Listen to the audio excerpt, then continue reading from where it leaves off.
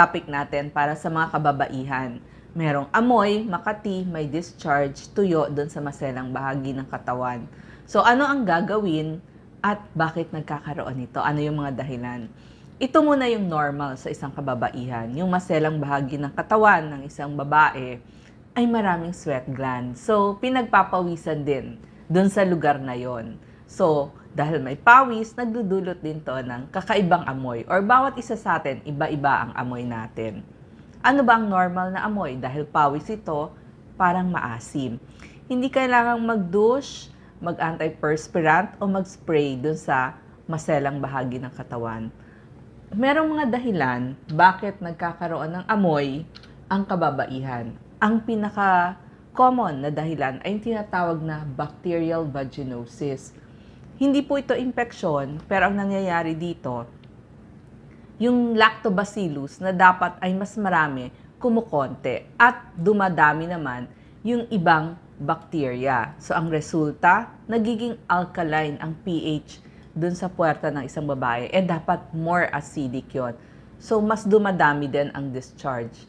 Bakit pa nagkakaroon ng bacterial vaginosis? Kasi yung hormones ng babae nag-iiba-iba. Tumataas, bumababa, depende sa kanyang menses.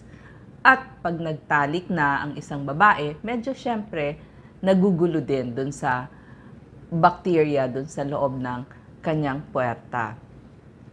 So ang nangyayari pag may bacterial vaginosis, bukod dun sa amoy, yung amoy nga pala, parang malansa, parang ammonia o parang patay na isda, mas malansa kapag may bacterial vaginosis. Tapos, yung discharge niya, minsan manipis, kulay gray or kulay white, minsan nagiging green kasi minsan may kasama ng bacteria.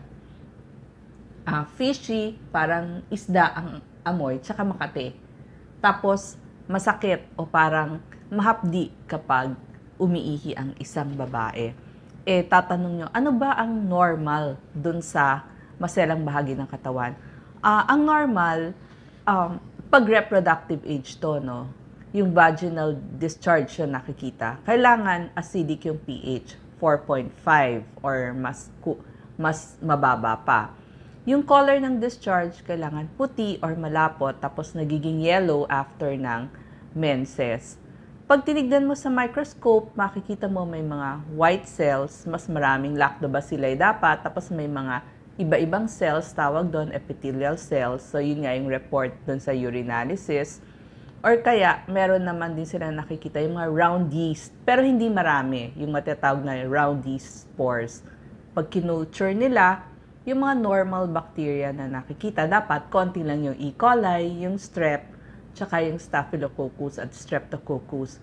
Dapat wala yung matinatawag na infeksyon katulad ng herpes, chlamydia, or gonorrhea. So, yun yung normal. Yung iba pang sakit, bakit nagkakaroon ng malansang amoy? Nasabi ko nga yung bacterial vaginosis, pero marami din yung tinatawag natin na yeast. Yung yeast infection naman, parang maasim yung amoy. Tapos, yung parang medyo bulok, tapos, pag bumaho na, yung medyo bulok, kasi naghalo na yung yeast at saka yung bacteria. May tinatawag din na trichomonas. Medyo malansa din at nagkakaroon ng discharge, tsaka makati. Dahil nga maraming sweat glands dun sa maselang bahagi, so pawis pwedeng magdulot din ng kakaibang amoy. So yung kasi may mga oil glands din dahil may buhok dun sa maselang bahagi. So, pag naliligo tayo, dun na lang natin isabay yung pagsasabon. So, yun yung mga tips natin. At saka, bakit may amoy din dun sa maselang bahagi? Siyempre, yung ihi natin, depende yon sa kinain natin, vitamins na ininom. Baka may gamot na iniinom, katulad ng mga antibiotics. So, maamoy yon. At sa mga ibang kababaihan, kapag nagme-menopause na may tinatawag na incontinence o kung saan tumatagas or hindi na mapigil yung ihi ng isang babae. So, yun nagkakaamoy. So, hindi naman dahil poor hygiene kaya lang tumatagas yung ihi ng isang babae. Tsaka syempre, kapag may menses, pag matagal, hindi napalitan yung pads mas nangangamoy. So, yan yung mga nagkukos ng kakaiba. Tsaka infection, ito yung mga tinatawag na pelvic inflammatory diseases. So, nasabi nga natin, ang normal kailangan maasim-asim lang, pero hindi makati, acidic pH, tapos yung color clear dapat. At medyo nagiging yellow after ng menses. So, paano ang tips natin para mawala yung amoy doon? Pag naliligo tayo, doon lang natin isabay yung ating pagsasabon. So, kailangan once or twice a day lang ang pagsabon. Huwag po palagi, may mga kababaihan, kada ihi magsasabon, huwag po. Maa-affect yung normal bacteria doon sa maselang bahagi. Huwag na huwag pong magdudush. Ito yung panglinis ng tubig na ipinapasok sa loob. Huwag po, hindi rin dapat natin ginagawa. Pagdating naman sa pananamit o kasuotan, mas maganda white cotton panties, mas malaki yung size, one size bigger, para mas mahangin. Tsaka yung mga light at breathable na mga tela yung gagamitin natin. Inom ng maraming tubig para ihi ng ihi at hindi magkakaroon ng UTI. So, i-protect natin yung maselang bahagi. Alam nyo po, pag sobrang linis din doon sa maselang bahagi, minsan mas nagkakasakit pa. So, normal lang. Pag umihi, gamit lang tayo ng white unscented toilet paper, tapos tuyo-tuyuin, lalo na dun sa mga singit. Ganun lang po, hindi kailangan wash ng wash. Ang isusuot natin mga damit, pwede yung mga loose, baggy pants, tsaka yung mga cotton na kasuotan. Huwag po yung masyadong masisikip. Second na problema ng kababaihan. Siyempre, ito yung nakakainis na nararamdaman. Yung makati, itchy doon sa maselang bahagi. Ang mga dahilan din po ay yung tinatawag na yeast infection. Yung sinasabi nga natin, mapapansin nyo, napakakati doon sa maselang bahagi ng katawan. Sa bacterial vaginosis, medyo makati din. Tapos yung mga nagko-contraceptives, lalo na po yung malapit ng mag-menopause. At saka menopause, nangangati din po doon sa maselang bahagi ng katawan. Maaaring may allergy ka sa mga gamit, lalo na mga soaps, creams, at saka syempre nga pag menopausal, nag-atrophy na or numinipis na yung balat doon. Isa-isahin po natin yung mga dahilan. Yung damit, kasuotan, kapag masikip, makapal, halimbawa nagpa-pantyhose, nag-spandex, yung mga bodysuits, body shapers, girdles, yung iba nagsasocks pa, di ba, yung pantyhose. So magkakaroon ng moisture, magiging mamasa-masa, lalakad ka, so may friction. Tapos, yung pang mga chemical na panlaba. So, pag pinaghalo-halo nyo yon, maaring magdulot yun ng kati doon sa maselang bahagi. Sa mga naliligo, sobrang ligo, ang ginagamit pa yung mainit na tubig. Huwag po, dapat yung katamtaman lamang yung temperature. Actually, pag nga makati, mas better yung malamig na tubig, yung gagamitin yung panglinis doon sa maselang bahagi. Kasi kapag sobrang init ng tubig, pwedeng magdulot ng dryness, iritasyon, ang mainit na tubig. Tsaka, yung pagsasabon palagi, pwedeng mag-cause din ng kati. So, pat dry lang, pati singit, sabi ko nga. Tapos, mild soap lang ang gagamitin. Yung mga irritants, kung pwede, mga mild soap din sana yung mga sabon pandaba natin. Mild soap din ang gamitin natin sa ating katawan pag naliligo kasi yun na rin yung gagamitin nyo doon sa maselang bahagi. Huwag na pong magba-bubble bath. May mga sanitary pads o yung pasador natin na pwedeng magdulot ng pangangati. So kung allergic kayo doon sa ginagamit nyong sanitary pads or pasador, pumili kayo ng ibang brands na mas hindi kayo mangangati. Yung mga nylon underwear, pabango, douche, pwede pong magdulot yan ng pangangati. Pag bumababa ng estrogen, halimbawa menopause na, so nagdudulot din yan ng pangangati. Kaya nga, ang dapat nating gawin, pumunta tayo sa ating OBGYN kasi merong mga binibigay na estriol cream. Halimbawa ng estriol cream, ito yung mga Ovestine or Vagifem, yan yung mga pwedeng gamitin at ibigay ng inyong OB. Yung pong may bulate na galing sa puwet tulad ng mga pinworms, pwede po kasi sa gabi pupunta dun sa maselang bahagi. So akala nyo nangangati kayo, baka naman po galing sa puwitan yung pangangati. So, pag may nakita kayong worms, it will cause pangangati din. Tapos, infection, katulad nga ng mga yeast at vaginosis. Trichomonas, nagdudulot din yan ng pangangati. So, ang pwede natin gawin, sabi ko nga, cotton underwear, huwag masyadong mababango ang mga gagamiting sabon, huwag na hong mag-bubble bath. Yun pong lotion, pwede po dun sa mga singit-singit, basta laging tuyo lang yung ating singit. Tapos, pag nag-swimming kayo, huwag naman maghapon, basang-basa yung swimsuit nyo. Tapos, inom din palagi ng tubig. Tapos, warm water, wag napakainit na water, gentle cleanser lang. Pumunta naman tayo pagdating sa discharge. Ang normal na discharge, kailangan clear o white in color, walang masyadong amoy, maasim-asim lang ng konti. Yellowish tint after a menses, tapos consistent, hindi mukhang kesong puti.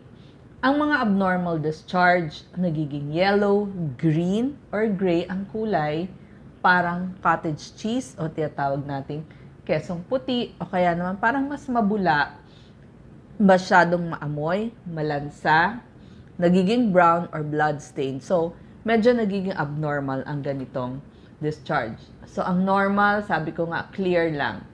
Pag nag-ovulate tayo, pag healthy tayo, at pag pregnant tayo. Pero pag naging parang yung kesong puti, sabi nga, yeast infection. So, very white yun, di ba, yung kesong puti. So, yun, baka may yeast infection na. Pag naging gray naman, ganito yung kulay ng gray, baka bacterial vaginosis. Pero kadalasan nakikita yellow or green. So, maaring sexually transmitted infection or pwede din naman bacterial vaginosis din. Pag medyo pink, baka may konting bleeding na nangyayari, irritasyon o may pagdugo dun sa maselang bahagi. Pero pag red na, baka nagme-menses or may infection. At saka syempre, magpa-check up na tayo. Kasi pag yung discharge talagang mapulang-mapula, hindi naman menses, visit na tayo kasi gusto natin ma-check up tayo na hindi cancer yon, cervical cancer. Ulitin ko po, pag mga STDs, yung mga chlamydia, gonorrhea, so dilaw or white ang discharge. Pag herpes po, merong parang butlig na may tubig, so rash na may tubig. So, pag naman merong mga problema sa bahay bata, sa tubo, sa ovaryo, sa reproductive system ng isang babae, maaring nagbe-menopause, so medyo may RBC pag tinignan doon sa microscope. So, yun yung medyo pink. Pero minsan hindi mo rin nakikita. So, dumako naman tayo sa tinatawag na vaginal dryness. Ito yung pagligo, kailangan mild soap. So, may mga causes muna ng dryness o panunuyo sa isang babae. Hormones, so kung perimenopausal, tsaka menopausal. Pag din bagong panganak at nag-breastfeeding, naiiba din ang ating hormones, so nagkakaroon ng dryness. Baka meron kayong mainiinom na gamot na pwedeng mag-cause ng dryness. Yung stress, lalo na kung namayat kayo, nag-lose weight kayo, pwedeng magdulot yan ng dryness. Tapos baka may ginagamit kayong mga creams or sprays na pwedeng mag-cause ng dryness. So, pag may dryness, sa Amerika, meron silang mga tinatawag na Replens. Kaya lang dito walang mga moisturizers na Replens. Pero meron mga lubricants na pwedeng bilihin sa ating mga botika, katulad ng KY Jelly. Itanong lang po dun sa inyong mga pharmacist. Meron ding mga estrogen therapy para sa dryness. Yung pinakita ko nga, yung mga estrogen cream na pwede nating gamitin. So, pagligo, kailangan mild. So, pwede kayong gumamit ng lubrications, moisturizers, tapos mga estrogen creams or suppositories. Kung kailangan po ng hormone replacement therapy, OBGYN nyo ang magbibigay niyan. So, pagligo, mild soap lang, irritants at allergy, iiwasan natin. Pwede tayong gumamit ng mga gamot na anti-allergy kasi nag-allergy kayo dun sa mga sabong ginagamit nyo paglaban ng inyong underwears. Pag po nagbe-breastfeeding, sabi ko nga po, expect nyo medyo bababa yung hormone na estrogen, kaya mas magiging dry kayo. Yung mga naka-birth control pills, mas nagiging dry din sila. So, pag naging dry, balik sa inyong OB at pwedeng palitan yon. Dun sa mga hindi nireregla ng matagal, kasi nga nag-lose weight sila, bababa din ang estrogen, so it will cause dryness din. At sinabi ko nga sa perimenopause at menopause. Ngayon, pag naramdaman nyo na yung amoy, kati, discharge, dryness, or pagkatuyo, ano yung next nyong gagawin? Check nyo yung mga gamit nyo, kasuotan nyo, clothing, baka sobra kayong maligo. So, tignan nyo rin yung lifestyle na ginagawa ninyo. Okay? Ang gusto ko kasi magpa-check up kayo sa inyong OBGYN. So, magpa-appointment kayo. Pero bago kayo pumunta dun sa inyong OBGYN, baka pwede nyo nang isulat kailan yung last menstruation nyo, or kung pwede nga, kung natatandaan nyo pa yung previous menstruation ninyo, or kailan kayo nag-menopause, yung hormones ninyo, tapos ano ba yung mas kinakain ninyo, antibiotics, or mga madalas na ginagawa ninyo. Yan. So, isulat ninyo yan. Kailangan kasi may dala kayong ballpen, wag ho kayong mahihiya dun sa inyong OBGYN kung gumagamit kayo ng mga pabango or lotions dun sa maselang bahagi. Kailangan isabi nyo. Kasi makakakita kayo ng mga, yung OB, yung doktor nyo, makakakita siya ng mga clues bakit kayo nagkakaroon ng sakit. Ngayon, aalokin kayo ng pelvic exam, kailangan ho yun. Wag ho kayong kakabahan. Ano ba ibig sabihin ng pelvic exam? Siyempre, i-inspeksyonin yung maselang bahagi ng katawan, titignan kung may mga infeksyon. Huwag kakabahan, relax lang po ang muscle, hinga malalim, pwede ho kayong pumikit kapag nakahiga kayo dun sa kung saan ine-examine ng kababaihan. May mga tanong kayo, sino bang pwedeng magpa-pelvic exam? Punta ho kayo sa doktor, oras may problema kayo. Ayoko ho yung nagsiself-medicate kayo, nagsiself-diagnose kayo, kasi lalo lang tumatagal yung sakit. Hindi naman natin makikita yung loob ng ating reproductive system. So, mas maganda, may isang doktor na sisilip doon. So, halimbawa may regla kayo, pwede ba akong magpa-pelvic exam? Yes, pumunta pa rin kayo sa inyong OBGYN. Bagong talik, okay lang ho. Huwag ho kayong mahihiya. Bagong shave, okay lang. Huwag nyo nang hintayin kung kailan tutubo yung hair doon.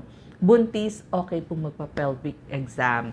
So, pag nandun na kayo sa inyong doktor, may mga test na ginagawa bukod dun sa pelvic exam, pwede po kayong i-pap smear. So, kung sa tingin niya kinakailangan ng pag-pap smear, gagawin ho yan. Tapos, baka hingan kayo din ng mga urinalysis or check-up. Sino ba ang dapat mag-pap smear? Lahat ho ng babae ay dapat merong pap smear. Kailan ang simula? Oras na maging sexually active na ang isang kababaihan. Hanggang menopause kahit menopause po, kailangan pa rin natin ng pelvic exam at saka ng pap smear. So, kailan ng pelvic exam or visit sa ating OBGYN? At least once a year. Para kung meron mang mga problema, makita agad. So, yan po ang ating mga payo sa ating mga babae. Salamat po.